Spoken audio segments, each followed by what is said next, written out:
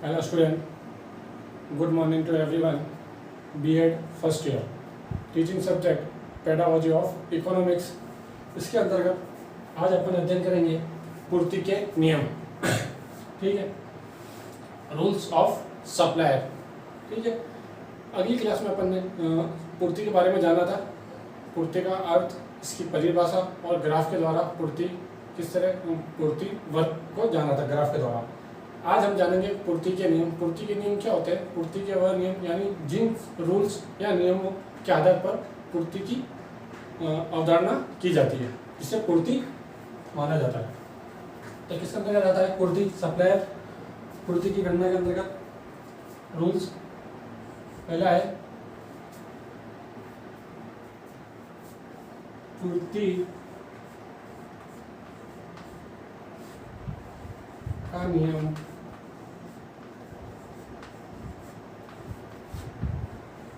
मांग के नियम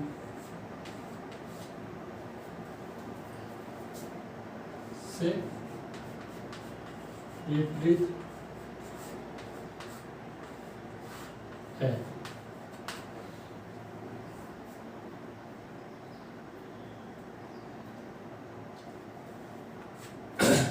पहला रूल क्या आ रहा है कि पूर्ति का नियम मांग के नियम से विपरीत है, यानी जैसे जो नियम मांग का है उसका उल्टा अपोजिट पूर्ति का नियम है। कैसा है कि जैसे इसके अंतर्गत एक अपन एग्जांपल के द्वारा जान लेते हैं कि ये चीज़, ये देखो, ये डायग्राम बनाया था ना अपन ने पूर्ति का, जिसके अंतर्गत ये वस्तु की मूल्य और ये था क्वांटिटी, वस्तु की मात्रा ने।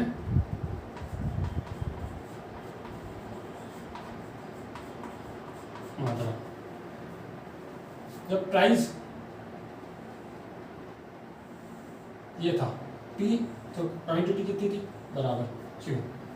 जैसे प्राइस बढ़ा तो पूर्ति भी बढ़ी, तो ये P1 हो गया, तो ये Q1 हो गया। तो ये क्या निर्धारित करता है? ये अपना S सप्लायर निर्धारित करता है। ठीक है, तो जैसे जैसे मूल्य बढ़ता है तो वस्तु की मात्रा भी बढ़ेगी, यह पूर्ति का नियम है। और मांग का नियम क्या कहता है? मांग का नियम इसका उल्टा कहता है कि जैसे जैसे मूल्य बढ़ेगा तो वस्तु की मात्रा घटेगी। तो ये कैसा हो गया? विपरीत नियम, यानी मांग के नियम के उल्टा है। यानी कैसा हो गया? यानी इसके अंतर्गत आप माने तो वस्तु का मूल्य व पूर्ति में सीधा संबंध होता है। ये अपन ने ग्राफ के द्वारा जान लिया इस पूरे नियम के अंतर्गत कि मांग का नियम के विपरीत है पूर्ति का नियम। तो कैसा हो गया? वस्तु के मूल्य बराबर, यानी किसका हो गया? अपन प्राइस बराबर ये सप्लायर बराबर होगी। जैसे मूल्य जितना होगा वित्तीय उसकी क्या होगी? क्वांटिटी होगी, सप्लायर पूर्ति। तो यह वस्तु का मूल्य और पूर्ति दोनों कैसे होंगे? बराबर होंगे, हमेशा इनमें सीधा संबंध होता है। तो यह है मांग के नियम के अपोजिट। तो इसके अंदर पहला अपन ने एग्जाम्पल के द्वारा समझ लिया। दूसरा पॉइंट है इसके अंतर्गत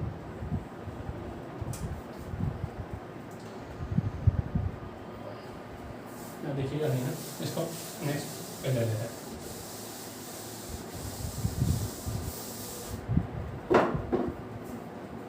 नेक्स्ट पॉइंट है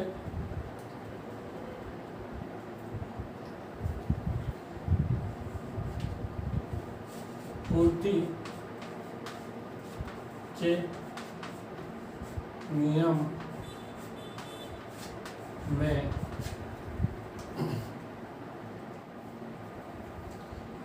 कीमत या मूल्य, कीमत व पूर्ति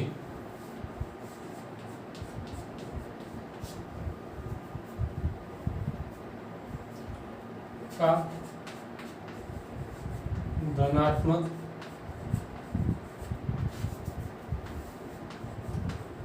संबंध होता है।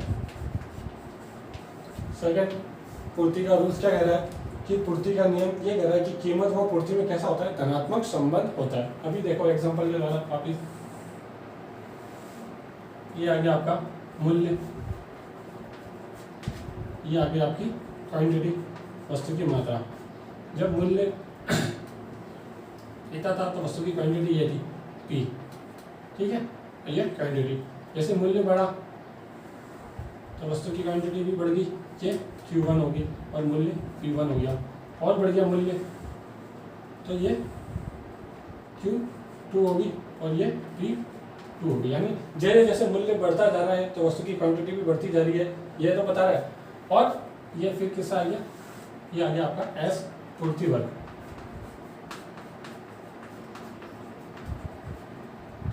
पूर्ति वर्ग, जिसके अंतर्गत कैसा संबंध बता रहा है, ये सीधा संबंध तो है और कैसा बता रहा है, धनात्मक संबंध, पॉजिटिव है ना, मूल्य बढ़ रहा है पूर्ति भी बढ़ रही है, यानी कैसा हो रहा है, प्लस बढ़ता जा रहा है, यानी कैसा हो रहा है इसमें विस्तार, यानी बढ़ना है, बढ़ना, ठीक है। तो ये बढ़ना या विस्तार, जिसके अंतर्गत जैसे जैसे ये क्या हो रहा है, मूल्य बढ़ता जा रहा है और क्वांटिटी भी बढ़ती जा रही है, तो इन दोनों के बीच में कैसा संबंध होता है, धनात्मक संबंध होता है, पॉजिटिव संबंध होता है। यानी P बराबर S, यानी कैसा, ये प्लस में है तो ये भी प्लस में होगा, ठीक है ना। ये नहीं कि ये प्लस में जा रहा है तो ये माइनस में जाएगा। अगर डिमांड होती है P बराबर M होती है तो P प्लस में जाता है, M किस में जाती है, डिमांड, सॉरी डी है ना, डिमांड जाती है माइनस में। मगर यहाँ पे पूर्ति है तो पूर्ति और उसमें कैसा होता है, धनात्मक संबंध, यानी पूर्ति मूल्य बढ़ रहा है तो उसकी क्वांटिटी भी बढ़ेगी जो किससे संबंधित है, पूर्ति से, तो कैसा हो जाएगा इसमें धनात्मक संबंध। यानी इसको अपन इस तरह भी लिख सकते हैं कि मूल्य बढ़ने पर, मूल्य बढ़ने पर पूर्ति भी बढ़ती है, ठीक है ना। तो मूल्य बढ़ने पर पूर्ति भी बढ़ेगी, यानी दोनों में कैसा संबंध है, सीधा संबंध तो है और कैसा संबंध है, धनात्मक संबंध है, पॉजिटिव संबंध को दर्शाता है।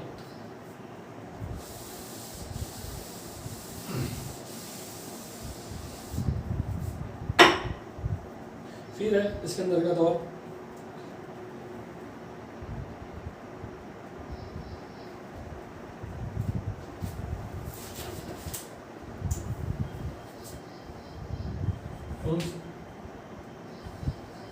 जब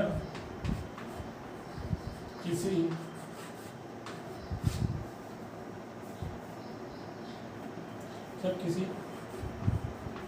वस्तु की कीमत में वृद्धि होती है, क्या हो रही है, बढ़ रही है, यानी वृद्धि हो रही है,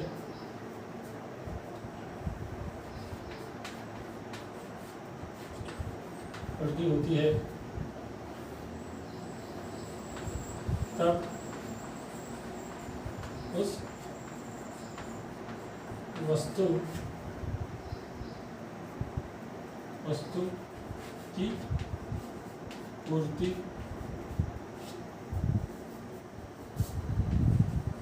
को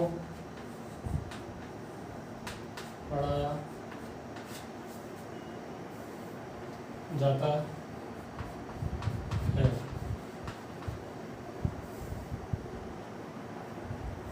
और कैसा संबंध बताता है कि जैसे जैसे मूल्य बढ़ेगा तो पूर्ति को भी बढ़ाना होगा, तभी इन दोनों में सीधा संबंध स्थापित होगा। यानी कैसा होता है कि जैसे जैसे मूल्य बढ़ने पर, मूल्य बढ़कर P से P1 हुआ, P2 हुआ, तो इसके साथ साथ आपको सप्लायर भी क्वांटिटी भी बढ़ेगी, जो क्वांटिटी Q1 Q0 से Q2 आगे तक, ठीक है।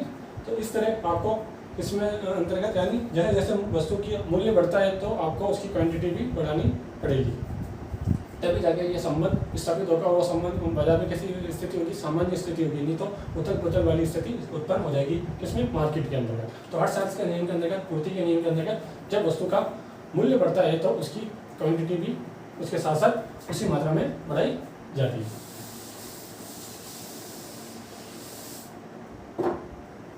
फिर है जब किसी वस्तु का मूल्य कम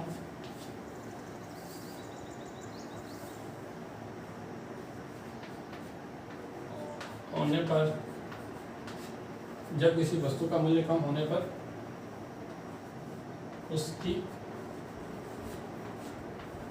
पूर्ति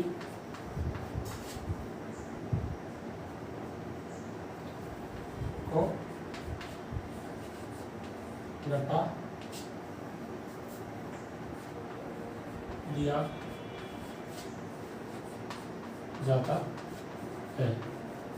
ठीक है, जब किसी वस्तु का मूल्य कैसा हो रहा है, कम हो रहा है, घट रहा है, कुछ स्थिति के अंदर ऐसी स्थिति आ रही है कि बाजार के अंदर किसी वस्तु का मूल्य घट रहा है, तो उसकी पूर्ति भी क्या हो जाएगी, उसकी पूर्ति भी घटने लग जाएगी, उसकी पूर्ति को भी घटा दिया जाता है। तो ये था पूर्ति के नियम के अंतर्गत हमने जाना पूर्ति के नियम, जिसके अंतर्गत हमने मांग के नियम से कैसा होता है, विपरीत होता है, और इसके बारे में और भी जो पॉइंट है हमने जाने। तो आज आपका ये पूर्ति का नियम वाला टॉपिक कंप्लीट हुआ। इससे संबंधित होमवर्क है,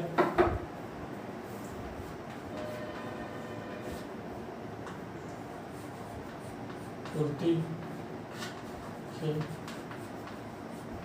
नियम की व्याख्या कीजिए। ठीक है, पूर्ति के नियम की आपको व्याख्या करनी, जो अभी आपने पॉइंट लिखे हैं, और विथ एग्जाम्पल द्वारा, उदाहरण द्वारा आपको समझाना। ओके स्टूडेंट, और अभी कोरोना जैसी स्थिति में अपने आपका ध्यान रखें और स्वस्थ रहें, दूसरों को जागरूक रखें और पढ़ाई में व्यस्त रहें। ओके, धन्यवाद।